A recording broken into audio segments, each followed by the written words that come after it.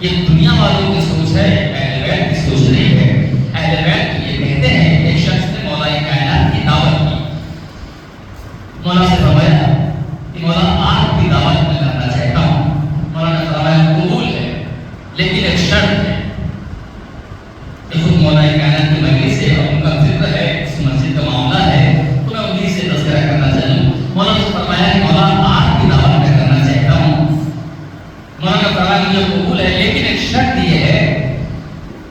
کہ میری ایک شرط چھوٹی سی ہے، وہ تمہیں ایکسپٹ کرنا پڑے گا، قبول کرنا پڑے گا۔ اب اس نے سوچا کہ پتہ نہیں کون سی ایسی شرط مولا کی ہے جو کہ کائنات کا امیر ہے، مشکل کشا ہے، اللہ نے مشکلات ہے، شیر خدا ہے، داماد رسول ہے، علی ابن ابی طالب ہے، غالب کل غالب ہے، مطلوب کل طالب ہے، والد شبیر شبر ہے، شوہر قبول ہے، داماد رسول ہے، سلام پہ محمد والے محمد ہے۔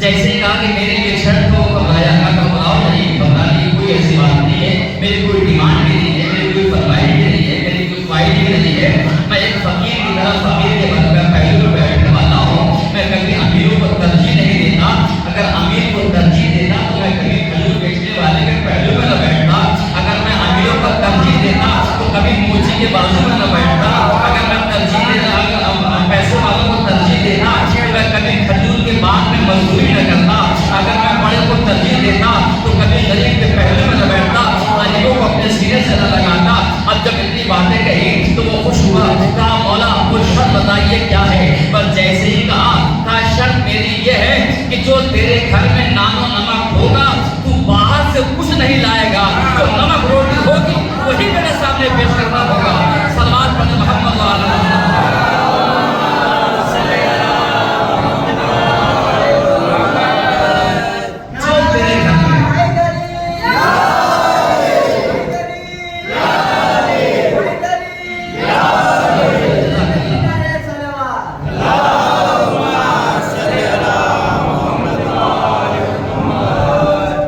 جیسے ہی کہا کہ جو تیرے گھر میں نان و نمک ہوگا، یہ شرط ہے کہ تو قسم کھا کہ باہر سے کچھ نہیں لاؤں گا۔ اب جب اتنی بڑی بات کہی تو اس کا دل بڑا ہو گیا، مولا بسم اللہ ایسی کیسی بات کر رہے ہیں آپ؟ نہیں یہ شرط میری ہے تب تو تیری دعوت قبول ہے، ورنہ نہیں۔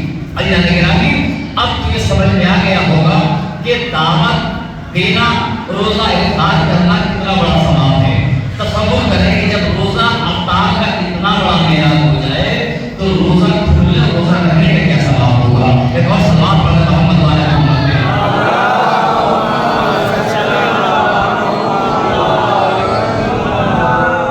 اب دیکھیے کردار سے کردار کو ملائیے، اپنے کردار میں وہ جذبات پیدا کیجیے، وہ روشنی پیدا کیجیے کہ دیکھنے والا بھی یہ سمجھ لے کہ واقعی یہ علی والا ہے۔ اور تمہارا آپ یہ تو کہہ سکتے ہیں کہ شیعہ ہیں، علی کے چاہنے والے ہیں، لیکن دو کوالٹی ہوتی ہے، دو کوالٹی۔ آپ اپنے کو کس کوالٹی کا رکھنا چاہتے ہیں؟ پہلے تو میں اس ممبر سے کہہ رہا ہوں کہ میں چاہتا ہوں کہ 5 ایسے لوگ ہوں جو ایک روز کسی ایک فرد کے لیے بالخصوص، ویسے ماشاءاللہ افطار بنتا ہوگا، لوگ افطاری کرتے ہوں گے الحمدللہ شہزادی گھر میں، جس میں جو کچھ کرتا ہوگا، مگر خاص طور سے میں حضور بتاؤں خاص طور سے 2 آدمی سے کہیے، ایک انسان سے کہیے کہ حضور کل آپ آئیے میرے ساتھ روزہ کھولیے۔ اگر آپ ثواب روزے سے زیادہ لینا چاہتے ہیں، روزہ رہ کے روزے سے زیادہ ثواب لینا چاہتے ہیں، تو ایک فرد سے کہیے کہ حضور آپ میرا نصیب ہے، میرے ساتھ آپ روزہ کھولیے۔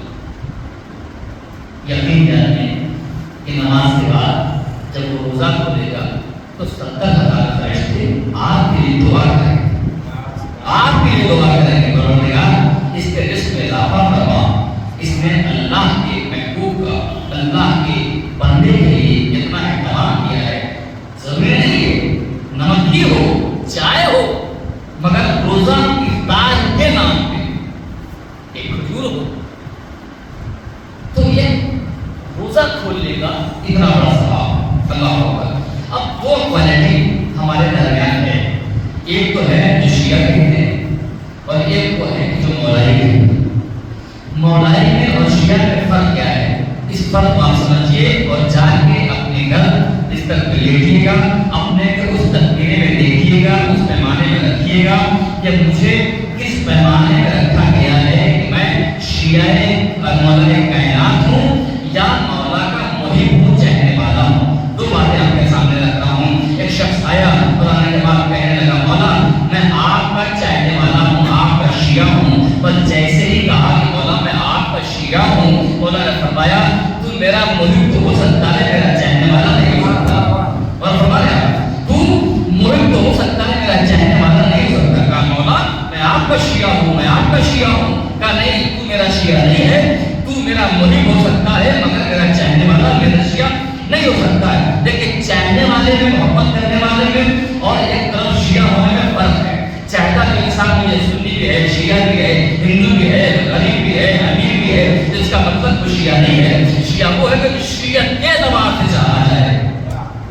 تو جو مولا ہے تو میرا شیعہ نہیں ہے، تو میرا چاہنے والا ضرور ہے۔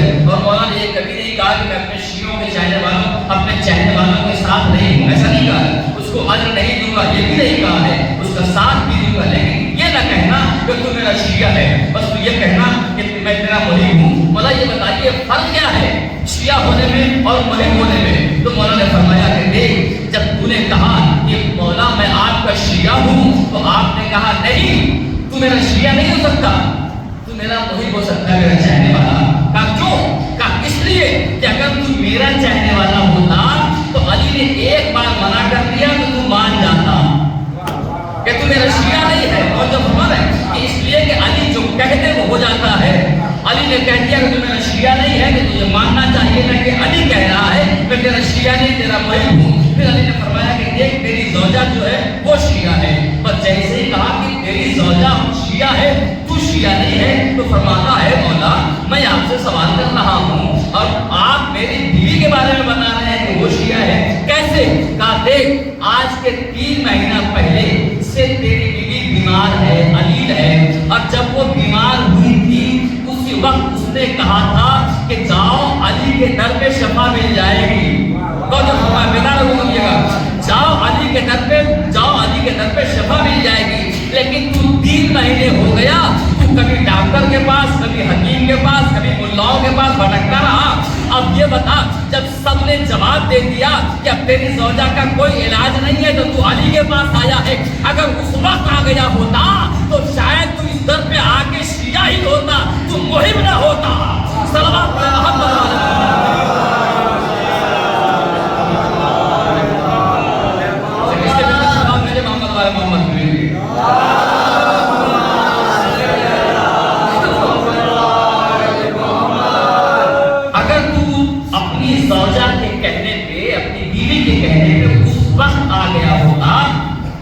میں مانتا ہے کہ شیعہ ہے، اب تم محب ہے۔ کہ مولا کچھ دوائیں دے دیجئے، کچھ بتا دیجئے، پر جیسے ہی کہا کہ مولا کچھ بتا دیجئے، فرق دیکھیں مولا کچھ بتا دیجئے، بس مولا نے جملہ کہا جا تیری زوجہ کو شفا ہو گئی، تیری بیوی ٹھیک ہو گئی۔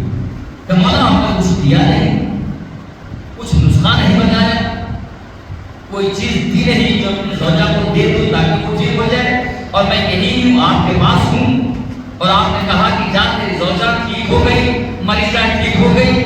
بس ایک مرتبہ جیسے ہی کہا مولا سے سوال کیا، مولا نے فرمایا یہی تو فرق ہے ڈاکٹروں میں اور مولا میں، جو شفا دیتا ہے وہ دوا نہیں دیتا، جو دوا دیتا ہے وہ شفا نہیں دیتا۔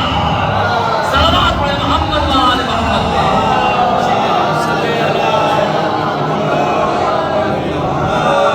اس لیے کہ ہم جب ڈاکٹر کے جاتے ہیں دوا لیتے ہیں تو دعا کرتے ہیں پروردگار تو شفا دے۔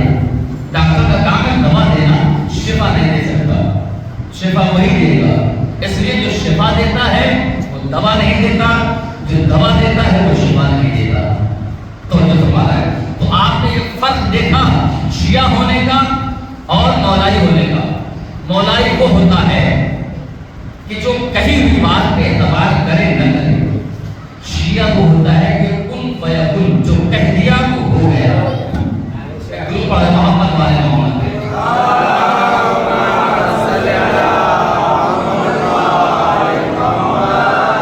اب آپ کیا بن کے اپنے کو سمجھ بن کے بیٹھے ہیں اس کا لہجہ، اس کا انداز، اس کی گفتگو اور ہوگی. اس لیے کہ آپ نے دیکھا ہوگا کہ اخباری بھی اپنے کو شیعہ کہتا ہے اور ہم بھی شیعہ کہتے ہیں، لیکن فرق کتنا بڑا ہے، کتنا بڑا فرق ہے، اتنا بڑا فرق ہے کہ عقیدہ بدل جاتا ہے. تو آپ جو بھی ہو اپنے عقیدوں کو مضبوط رکھے، نہ آپ کا پڑوسی آپ کے عمل میں کام آئے گا، نہ آپ کا گھر آپ کے کام آئے گا. صرف اور صرف اعمال نہ اعمال، آپ کا اعمال ہی آپ کے کام آنے والا ہے. اور اللہ پہ بھروسہ رکھیے، انشاءاللہ کوئی معقول نہیں ہوگا. لیکن علی کا دشمن ہمارا دشمن، علی کا دوست ہمارا دوست، اور ہمارا تو علی کے فضائل مسجد میں ہو رہی ہے. دو تین باتیں آپ کو پہنچانا چاہتا ہوں کہ علی کے چاہنے والے بیٹھے ہوئے ہیں، تو کچھ سبق آپ کے درمیان میں سنا دوں. اگر وہ صحیح ہو تو اسے آپ بھی یاد کر لیجیے گا، اگر وہ غلط ہے تو مجھے بتائیے گا. درود پڑھا ہے محمد والے محمد پہ.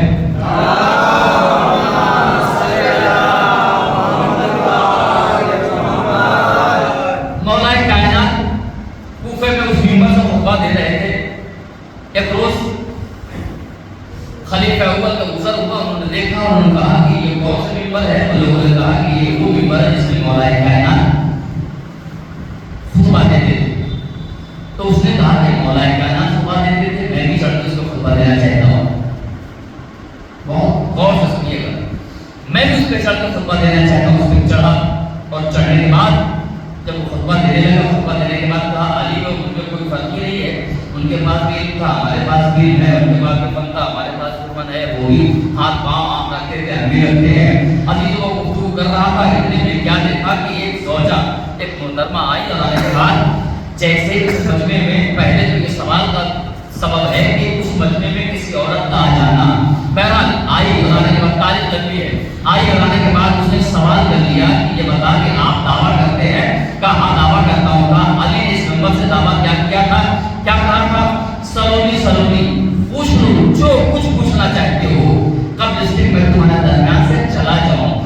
آج تو یہ دعویٰ کر رہا ہے ممبر سے، اور فرما ہے آج تو بھی دعویٰ کر رہا ہے ممبر سے، تو میں تجھ سے ایک سوال پوچھنا چاہتا ہوں. کہا پوچھ، کیا پوچھنا چاہتی ہے؟ اب جیسے پوچھا کہ یہ بتاؤ کیا کسی مسلمان کی مٹی کوئی مسلمان اپنی طرف سے دے سکتا ہے، اس کو کفن دے سکتا ہے؟ سوچو فرمائے. تو کہا ہاں بالکل دے سکتا ہے. اب سوال و جواب ہو رہا ہے ممبر سے، ایک فرش پہ ہے ایک ممبر پہ ہے. سوال ہو رہا ہے کہ کوئی مسلمان کی دفن و کفن کا انتظام کر سکتا ہے؟ تو جب اس نے ممبر سے ایکسپٹ کر لیا، قبول کر لیا خلیفہ اول نے کہ ہاں ہر مسلمان کا فرض ہے کہ اگر کسی کا جنازہ رکھا ہو تو ہمارے اوپر واجب ہے کہ ہم اس کا غسل و کفن کریں. اگر لا وارث ہے یا لا مذہب ہے تو ہمارے اختیار کو مٹی ہے، تو ہمارا فرض بن جاتا ہے کہ ہم اس کا غسل و کفن دیں. جب اس عورت نے اس خطیب سے، اس ممبر خطیب سے یہ وعدہ لے لیا، ممبر پہ بیٹھتے ہوئے والے اس سے وعدہ لے لیا کہ دیکھ آنکھوں میں آنکھیں ڈال کے اس سے وعدہ لیا کہ یہ تو ممبر سے کہہ رہا ہے، اس بات سے مکرنا نہیں کہ ہر مسلمان پہ واجب ہے کہ کسی بھی مسلمان کی میت ہو تو اس کو کفن دینا واجب ہے. اب جب یہ ایکسپٹ کر لیا، قبول کر لیا، تو اس عورت نے کیا کہا کہ اچھا یہ بتا کہ کیا تجھے وہ یاد ہے کہ مدینے میں کون ایسا مسلمان تھا جس کی میت 3 دن پڑی رہی اور کوئی مسلمان نہ نکلا؟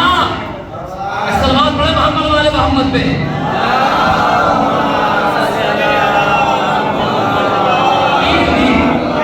3 دن ایک مسلمان کی میت پڑی رہی، کوئی مسلمان نہ نکلا. تو اب بتا وہ مسلمان رہا یا کافر ہو گیا؟ سلوات پڑھے محمد والے محمد پہ.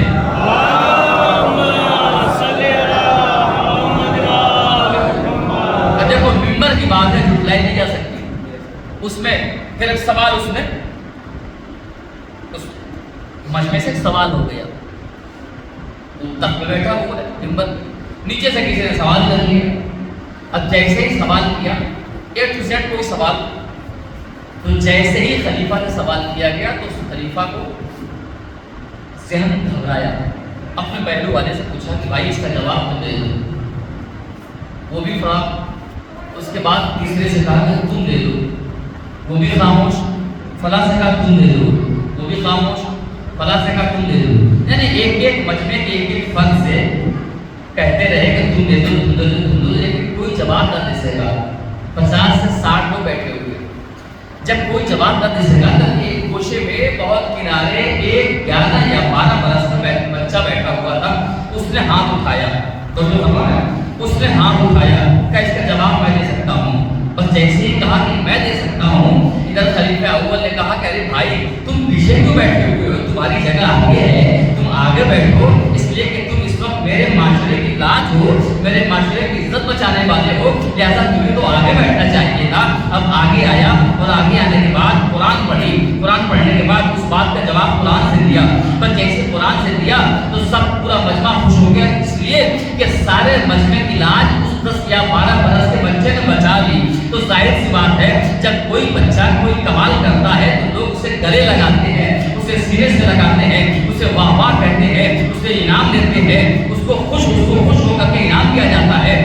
سب نے سینے سے لگایا اور اسے پوچھنا شروع کیا، میرا نام تمہارا نام کیا ہے، تم کہاں کے رہنے والے ہو، کس خاندان سے ہو، کس قبیلے سے ہو۔ تصور رہے کہ خلیفہ کا جملہ ہے، خلیفہ اول کی بزم ہے، ان کے چہرے والے ہیں، لیکن ایک ایک اس بچے کو لپٹا رہے ہیں، سینے سے لگا رہے ہیں، داد دے رہے ہیں، تعریف کر رہے ہیں، اور پوچھا کہ تم کس خاندان سے ہے، تمہارا کیا نام ہے۔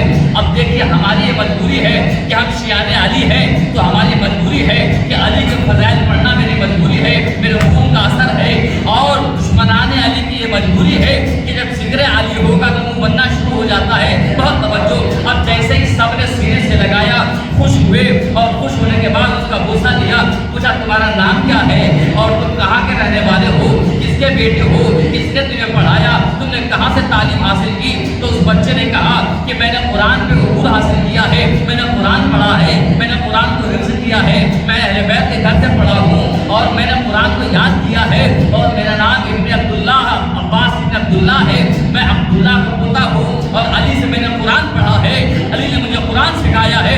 جب یہ سنا کہ علی نے قرآن سکھایا ہے تو لوگوں کے منہ بننے لگے، لیکن ایک بات سوچ لیجئے، ایک بچہ تھا جو 50 میں بھاری ہو گیا، تو اب بچے کی حالت یہ ہے کہ جب ایک بچہ ہو کے 50 میں بھاری ہو جائے، تو اگر ایک علی ہو کے 1.25 لاکھ پہ بھاری ہو جائے تو ہمیشہ کی کوئی گنجائش نہیں ہے۔ صلوات پڑھے محمد وآل محمد پہ۔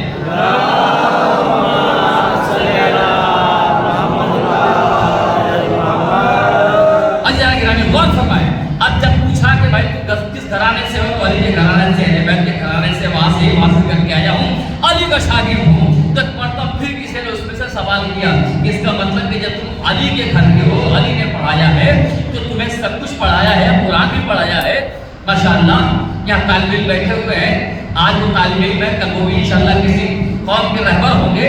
اور فرمایا کہ تم میں اور تمہارے علی میں تعلیم میں کیا فرق ہے، اور غور سنیے، تمہارے علم میں اور علی کے علم میں کیا فرق ہے، اور فرمایا تمہارے علم میں اور علی کے علم میں کیا فرق ہے، اس لیے کہ قرآن تمہیں بھی حفظ ہے، علی کو بھی حفظ ہے، قرآن سے جواب تم بھی دیتے ہو، علی بھی دیتا ہے، تم بھی اسی گھرانے سے ہو، علی بھی اسی گھرانے سے ہے، جو کچھ تم میں ہے وہ سب کچھ علی میں ہے، تو تمہارے اور علی میں فرق کیا ہے، تمہارے اور علی کے علم میں فرق کیا ہے، سنیے گا، تمہارے اور علی کے علم میں فرق کیا ہے۔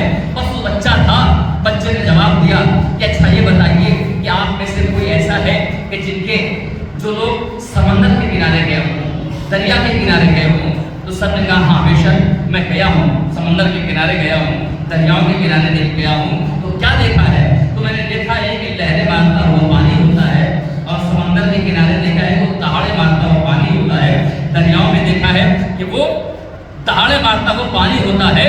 عزیزان گرامی، اب ذرا غور فرمائیں کہ پانی کی کیفیت کیا ہوتی ہے کہ بالکل پھر کے نہیں چلتا، وہ ایسے ایسے بل کھاتا ہوا چلتا ہے، آپ نے دیکھا ہوگا، اور جہاں زیادہ بہاؤ ہوتا ہے وہاں موجیں اٹھا کرتی ہیں۔ تو کہا کہ سب سے ایکسیپٹ کرایا، قبول کرایا کہ سب میں سے اس میں سے کون ہے کہ جو سمندر کے کنارے گیا ہے، تو سب نے ہاتھ اٹھایا کہ میں بھی گیا ہوں، میں بھی گیا ہوں، میں بھی گیا ہوں۔ جب سب نے ہاتھ اٹھا کے ایکسیپٹ کیا کہ ہاں میں بھی گیا ہوں، میں بھی گیا ہوں، تو محترم میرے مولا نے فرمایا کہ ٹھیک یہ بتاؤ، تو جب فرمایا یہ بتاؤ کہ آپ نے سمندر کی لہریں دیکھی؟ کہا بے شک دیکھا۔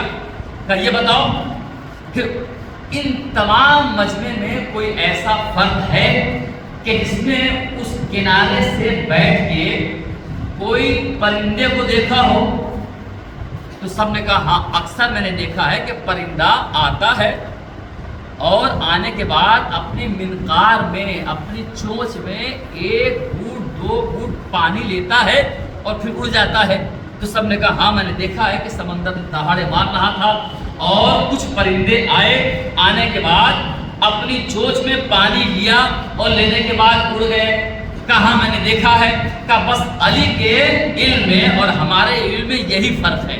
ہم وہ ہے جو اس چڑیے کے، اس پرندے کے چونچ میں جو پانی ہے، ہمارا علم اس پانی کے برابر ہے، اور علی وہ ہے جو سمندر سے پانی لیا جائے اس پانی کے مانند ہے۔ صلوات ہے محمد و آل محمد پہ۔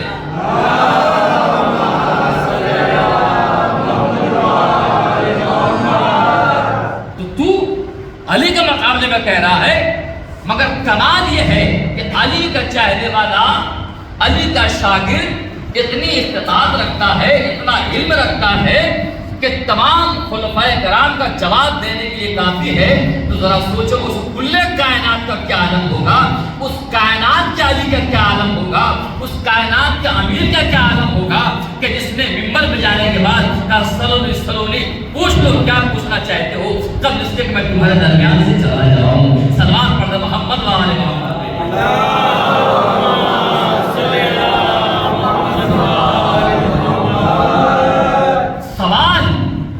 سوال ایک شخص کھڑا ہو گیا، یعنی آپ کل کائنات ہیں؟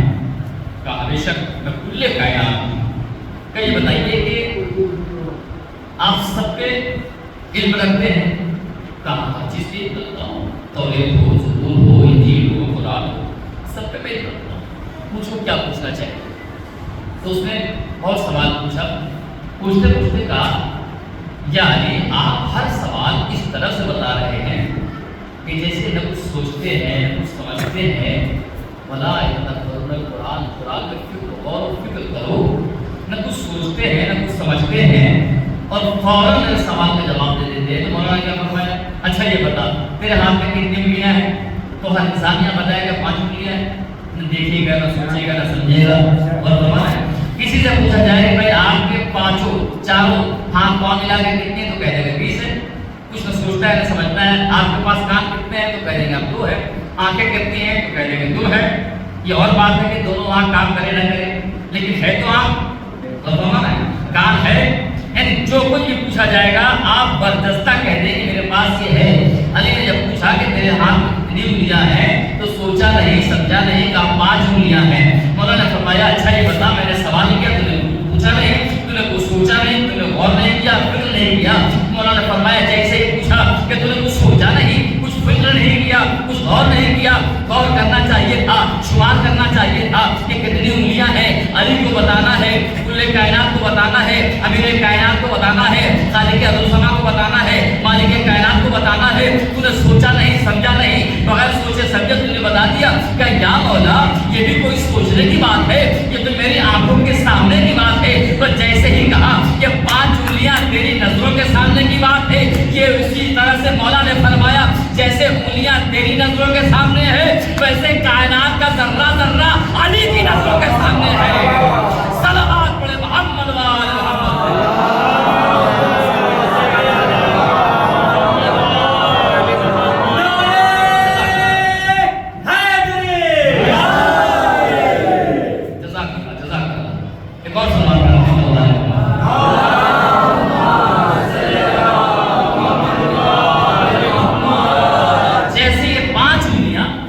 تیری نظروں کے سامنے ہے ویسے پوری کائنات کا ذرہ ذرہ۔ ایک انگریز رائٹر لکھتا ہے پڑھنے کے بعد، اس نے جب پڑھا پہلے خود لوگوں کو پڑھا اور پڑھنے کے بعد اس نے ایک نتیجہ نکالا۔ اس نے نتیجہ یہ نکالا کہ یہ کائنات یا تو علی نے بنائی ہے یا تو علی کے سامنے بنائی گئی۔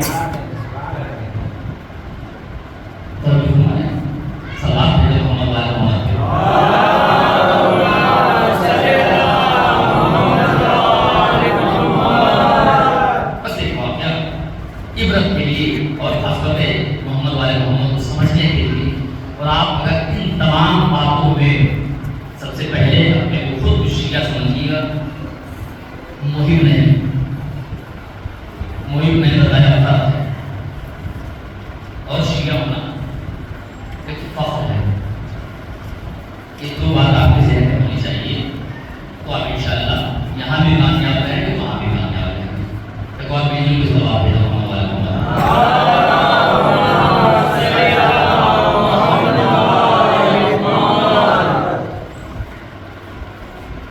جبریل علیہ السلام کا نام سب نے سنا ہے؟ مولانا جبریل علیہ السلام کا نام سب نے سنا ہے؟ 4 فرشتے ہیں، ان میں سے ایک فرشتے کا نام جبریل ہے. کوئی یہ بتا سکتا ہے کہ جبریل کی عمر کیا تھی؟ کوئی بتا سکتا ہے جبریل کی عمر کیا تھی؟ کوئی نہیں بتا سکتا.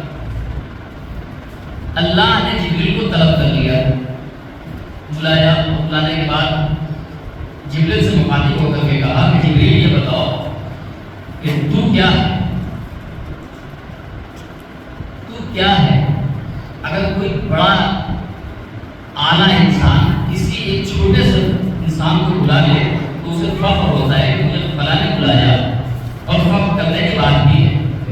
اللہ نے دیکھیں بڑی اچھی گفتگو ہے، میں آپ کے سامنے بہت مختصر میں شیئر کر رہا ہوں، حالانکہ بہت بڑے بچنے کی بات ہے، لیکن میں آپ کے سامنے عبرت کے لیے شاید اس میں سے آپ سمجھ لیں. جبریل کو بلایا، بلانے کے بعد جبریل سے پوچھا کہ جبریل تو بتا تو کیا ہے؟ تو جبریل کیا کہیں گے؟ سوچنے لگے کہ ارے اللہ مجھ سے پوچھ رہا ہے کہ جبریل تو کیا ہے، کیا بتائے جبریل؟ سوچتے سوچتے ذہن میں خیال آیا، جبریل نے کیا کہا؟ اللہ تو ہے، میں ہوں. کتنے صفائی سے جواب دیا ہے. اللہ اس وقت تو ہے، میں ہوں. اللہ اور جبریل کے درمیان پہلی تو میں یہی ہے. اس کے بعد اس نے فرمایا کہ پروردگار تو جلیل، رب جلیل، میں بندہ ذلیل. وہ فرمایا آپ جو نعرہ لگاتے ہیں جبریل کا ٹیچر علی ہمارے ایسے نعروں تک بات نہیں ہوتی بلکہ پاروں میں ہوتی ہے، پاروں سے ہوتی ہے. سلوات پڑھنا محمد والے بہت کرتے ہیں.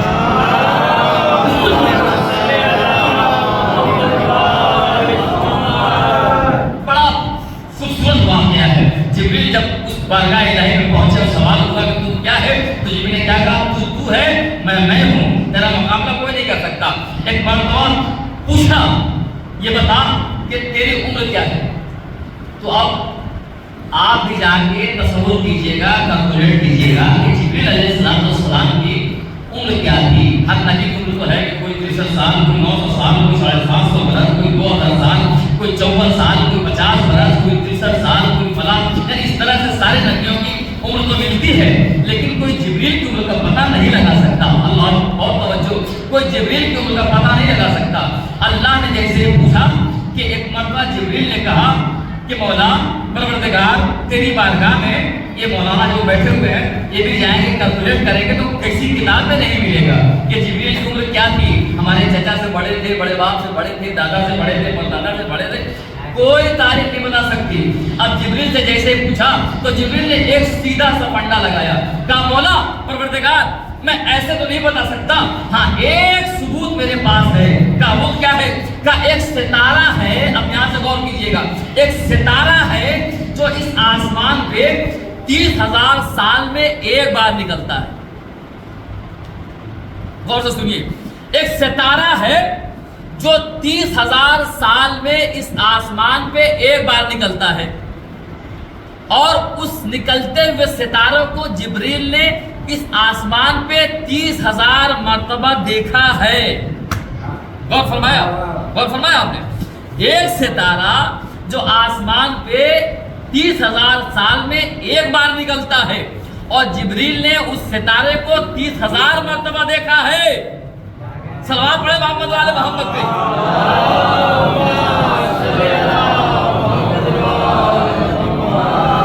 اب آپ میں سے کون ہے جو تخمینہ لگائے گا اور اس کو کیلکولیٹ کرے گا کہ 30,000 مرتبہ جس ستارے کو دیکھا ہو تو عمر کتنی ہوگی؟ توجہ فرمائیں. کتنی عمر ہوگی؟ بس غور فرمایا، جیسے ہی کہا 30,000 مرتبہ دیکھا ہے، واپس آئے، ایک مرتبہ رسول کے پہلے میں بیٹھے ہوئے تھے، رسول نے پوچھا اے جبریل یہ بتاؤ کہ تجھ میں اور اللہ میں کیا گفتگو ہوئی؟ تو جبریل نے فرمایا دیکھیں ادھر نہ دیکھیے گا، ذرا سا ذہن ادھر ادھر ہوا تو بات ذہن سے نکل جائے گی۔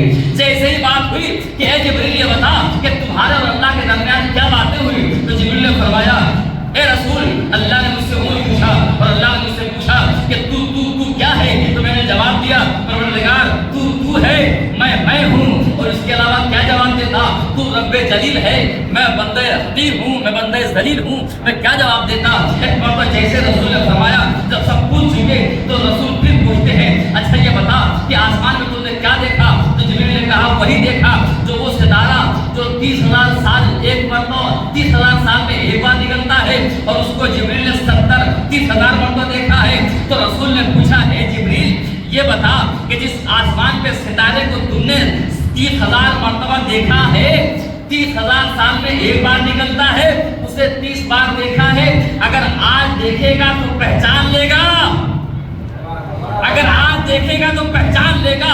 تک مرتبہ جبریل نے کہا یا رسول اللہ اس پہ کون سی بات ہے؟ جس کو میں نے بارہا دیکھا ہو اسے کیوں نہیں پہچان سکتا، اسے کیوں نہیں پہچان سکتا؟ اتنے گفتگو ہو ہی رہی تھی کہ کیا دیکھا کہ دفن مولائے متقیان غالب کل غالب والد شبیر و شبر والد شبیر و شبر والد شبیر و شبر والد شبیر و شبر شوہر بطول داماد رسول حضرت علی ابن ابی طالب تشریف لاتے ہوئے نظر آئے۔ ایک مرتبہ جبریل سے کہا جبریل خاموش رہنا۔ علی قریب آئے، علی قریب جیسے ہی بیٹھے رسول کھڑے ہوئے اور علی کے امامے کو اٹھایا، اٹھانے کے بعد کہا جبریل ذرا علی کے پیشانی کو دیکھو۔ تو علی کی پیشانی پہ جبریل کی نظر پڑی، ایک نور چمکا علی کے پیشانی سے۔ تو جبریل نے کہا کہ دیکھیے میں بہت بڑا نور دیکھ رہا ہوں۔ علی نے فرمایا اس نور کو پہچانا؟ تو جبریل نے بے ساختہ کہا مولا یہ وہی نور ہے جو آسمان میں 70,000 سال سے دیکھ رہا ہوں، 70,000 سال دیکھا ہے اور 30,000 مرتبہ دیکھ چکا ہوں۔ صلوات پڑھیں محمد و آل محمد۔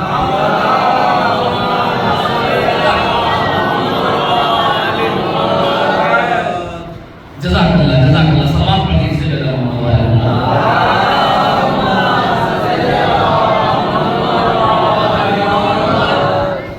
خدا آپ کو توفیقات میں اضافہ ہوتا ہے کہ آپ اتنی قربت حاصل کریں کہ آپ خود ایک مضبوط بن جائیں، اور یقین جانیے انسان صرف حالات سے ڈرتا ہے، ورنہ اس میں خود وہ کوالٹی ہے کہ انسان چاہے تو آسمان سے جواب منگوائے۔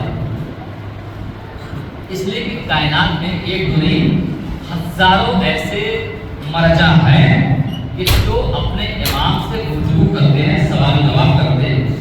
آخر وہ بھی امام اتنی معرفت حاصل کر لیتے ہیں کہ خطوط سے وہ سوال و جواب ہوتا ہے۔ خط لکھا اور لکھنے کے بعد اپنے سرحانے رکھ دیا، مولا کے حوالے کر دیا، مولا جواب مجھے کل چاہیے۔ مولا آتے ہیں اور جواب دیتے ہیں۔ تو انسان کو علم کے اعتبار سے، اس معیار کے اعتبار سے اگر علم نہیں ہے تو کم سے کم عالم کی عزت آپ پہ فرض ہے۔ عالم کی عزت معمولی بات ہے۔ ایک عالم کی عزت کرنا، امام زمانہ علیہ الصلوۃ والسلام فرماتے ہیں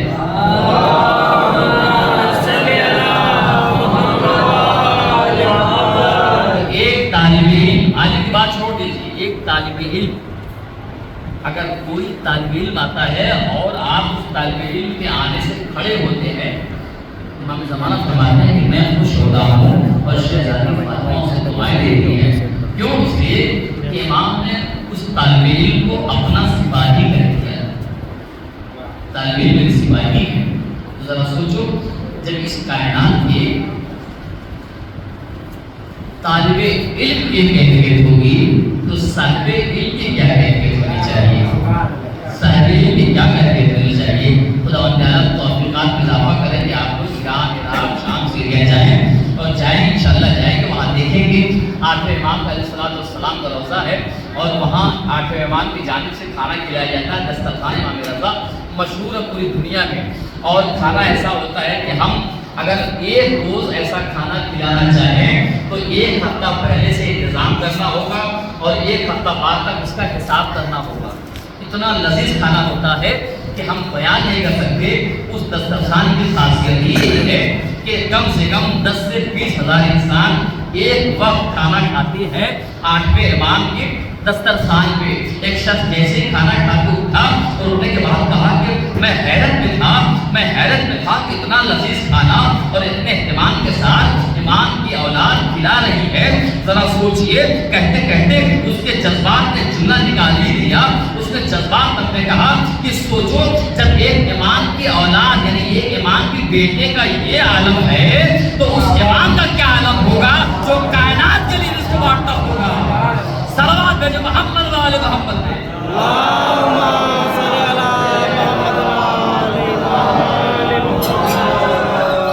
مانگ کے دیکھو اس گھر پہ کمی نہیں ہے. ہمارے مانگنے میں فرق ہے. ہم ڈرتے ہیں, سچ مانگنے میں بھی ڈرتے ہیں اور خرچ کرنے میں بھی ڈرتے ہیں. ارے کیسے اہتمام کیا جائے, کیسے خرچ ہوگا, کیا ہوگا, کچھ نہیں. جس کا اعمال ہے, جس کا معاملہ, اس کے حوالے چھوڑ دو. ذمہ داری اس کی ہے. بس تم بھاگ دوڑ میں کوشش کرتے رہو, انتظام میں کوشش کرتے رہو. انتظام کرنے والا وہ ہے, اسے ہرگز نہ کرنا. اس لیے یہ کل کائنات ہے.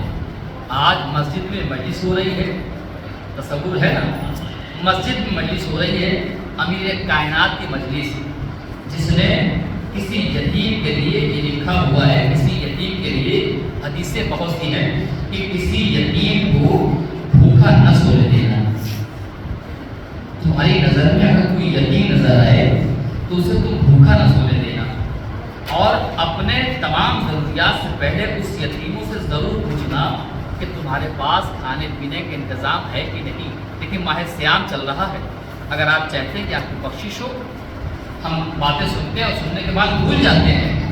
قسم خدا کی, جب آپ کسی پرابلم پریشانی میں پڑیں گے تب اپنے کو محسوس کیجیے گا کہ کوئی ایسا ہوتا جو میری پریشانی اپنے اوپر لے لیتا ہے, اس کا حل ہوتا.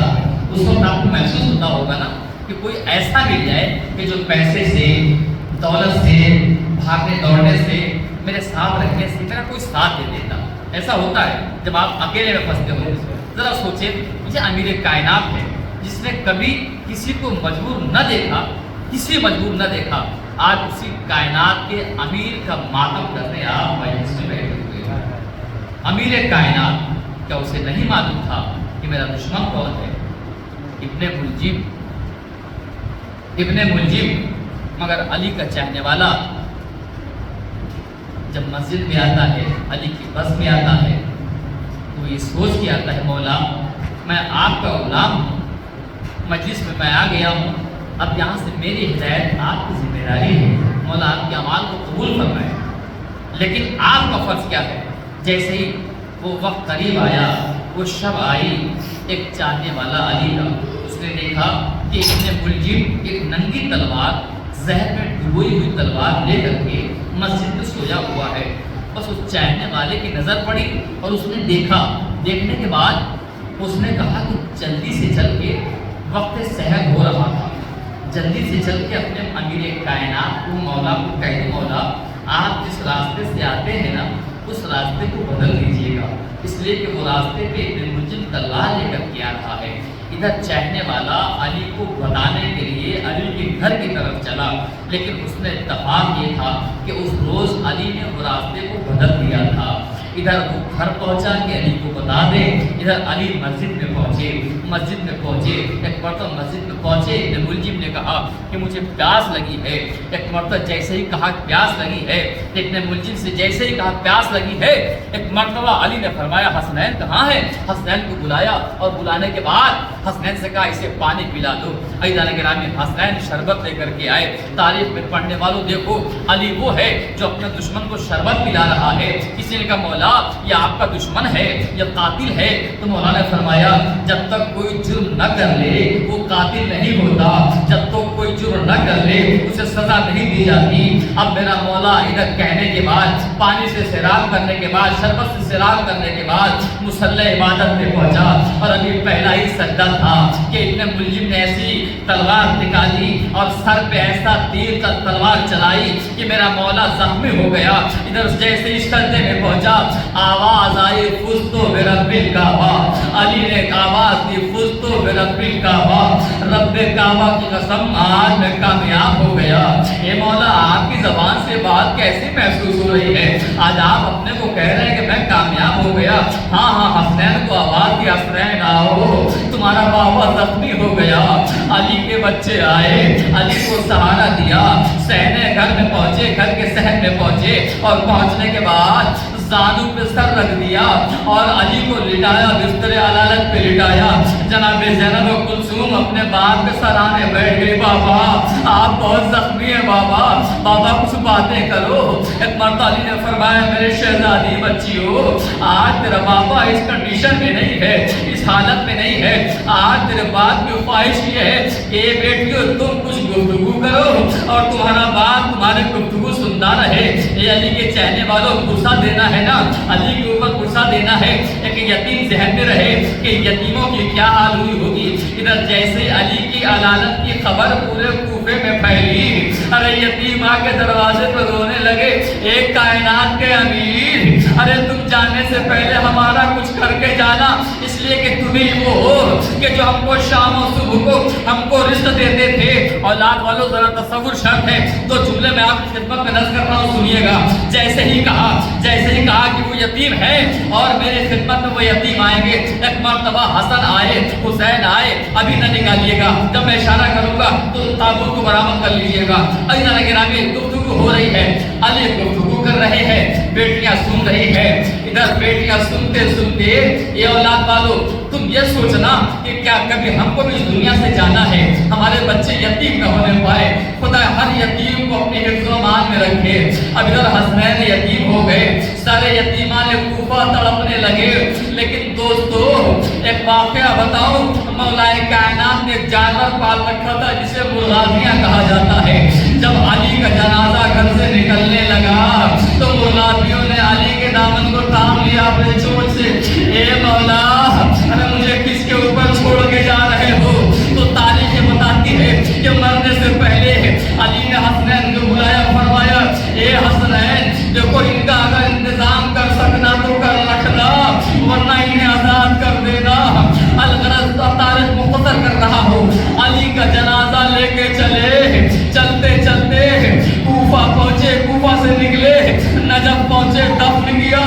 दफन करके आ रहे थे कि रास्ते में नाबीना मिल गया, वो रो रहा था।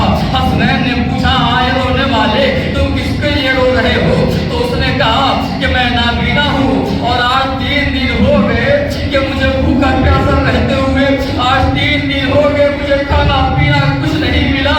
का आखिर बता क्यों भूखा है? का एक शख्स था जो आता था और मुझे देता था, क्या उस शख्स ने नाम बताया था? हसनैन ने पूछा, उस शख्स ने नाम बताया था? आने वाला नाम बताता था, बस यही कहा कि जब भी मैंने नाम पूछा, जब भी मैंने आने वाले का नाम पूछा, वो आने वाला यही कहता था कि फकीर के पहलू में बैठा हुआ है।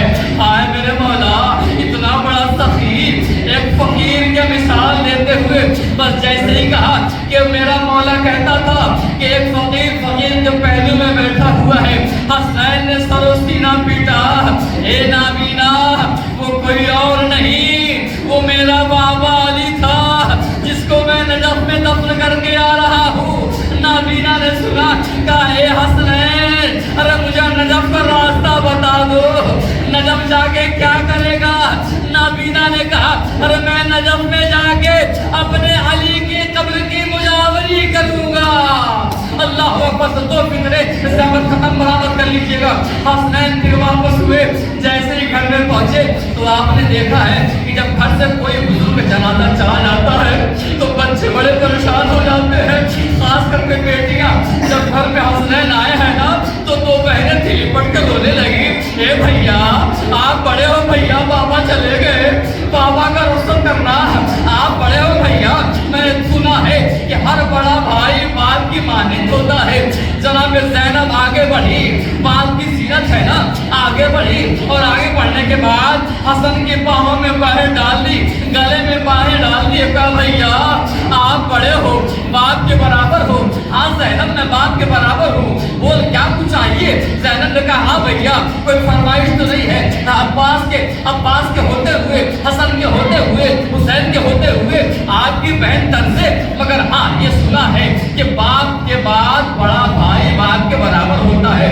ये ज़ैनब कुछ मांगना चाहती हो? हसन फरमाते हैं कहा भैया क्या बताओ क्या दे सकती हो? बस एक मर्द हसन से कहा ये भैया मुझे दे सकते हो तो बताओ। हसन ने कहा भाई बहन जो मांगो दे दूंगी, बस आखिरी फिक्रा और सहमत था। कहा जो मांगो मैं दे सकता हूँ। एक मर्द बहन ने अपने भाई के गले में बाहें डाल के कहा भैया वादा करो, भैया वादा करो कि इस बहन को दे दोगे जो मांगेगी। कहाँ दे दूंगा। बस जैसे ही कहा भैया इस दुखियारी बहन को कुछ नहीं चाहिए, इसलिए कि इसकी निगाहों के सामने मेरे भैया हुसैन का सर भी है और तमाम बहनों की बेरिदा, तमाम बहनों की रिदाएं भी है। इस बहन को कुछ नहीं चाहिए, बस हाथ जोड़ के गुजारिश ये है कि आज अब्बास से कहो कि अली के लिबास पे मेरे सामने टहले।